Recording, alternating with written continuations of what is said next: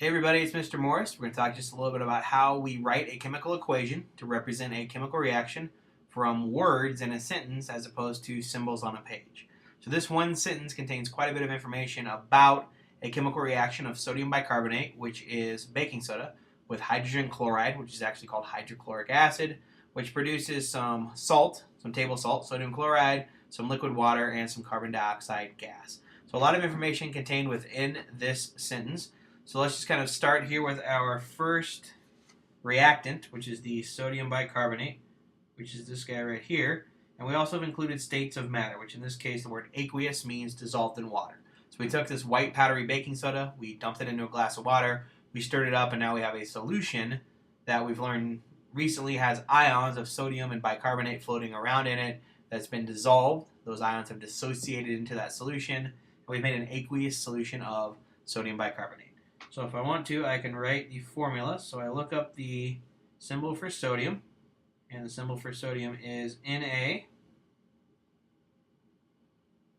I look up the symbol for bicarbonate. It's a polyatomic ion, so I go to the back of my periodic table.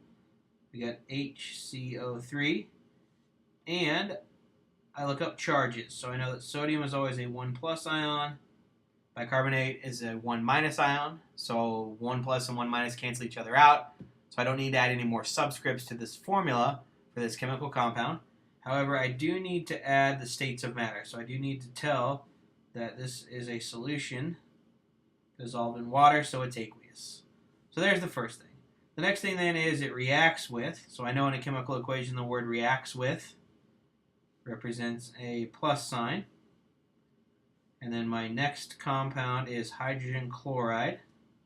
So I'll write that. H for hydrogen, Cl for chlorine, and again, hydrogen's a 1 plus ion, chlorine's a 1 minus ion, so I don't need to cancel any charges. They are already canceled, so no subscripts to add. The other thing, though, is this is a solution, and solution's another way to say that something is aqueous, that it's been dissolved in water. We actually dissolve things in water to make a solution. The way we say that in chemistry is now that the solution is aqueous.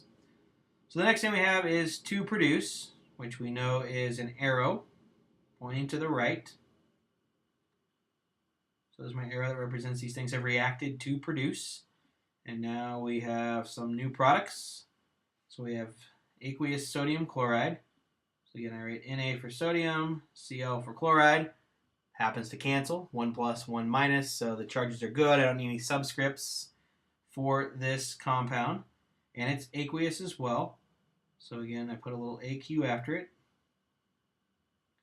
And then let's see, we also make some liquid water. So I'm going to need a plus sign.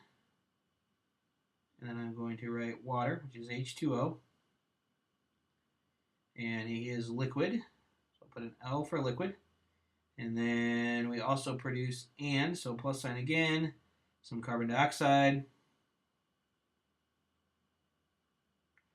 And my carbon dioxide is a gas. So put a nice little G. So there is the equation to represent this chemical reaction with each formula for each compound written correctly. All the extra pieces like the plus signs and the arrows are included. All my states of matter like aqueous, liquid, and gas are included as well. And now the last thing I need to do is balance this chemical equation. So I'll list how many of each element I have on both sides.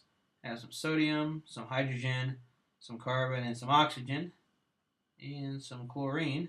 Got quite a bit of stuff. So I have 1 sodium on each side. I have 2 hydrogens on each side. There's one there and there's one there. I have 1 carbon.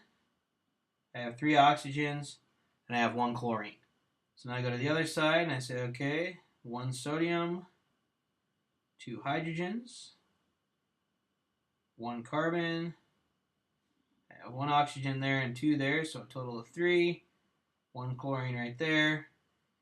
And lo and behold, this equation is already balanced. I have the same number of each element on both sides of my chemical equation, so I didn't need to do any extra work. My coefficient is just 1 to 1 to 1 to 1 to 1 that I can include if I want to, but I don't have to.